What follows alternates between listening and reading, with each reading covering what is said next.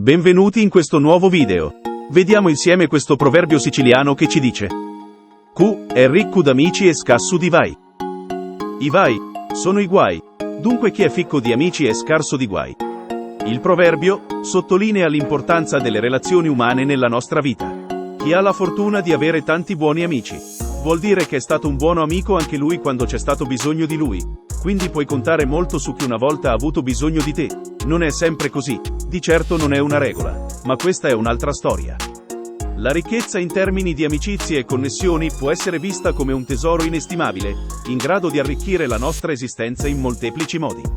Avere un solido sostegno sociale può significare avere persone con cui condividere gioie e dolori, affrontare le sfide della vita e godere di momenti di felicità. Inoltre, il proverbio suggerisce che la presenza di amici solidi può fungere da protezione contro le difficoltà e i problemi.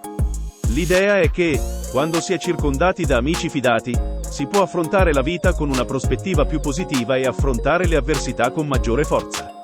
Le relazioni significative possono offrire conforto, consiglio e solidarietà, contribuendo così a rendere la vita meno problematica.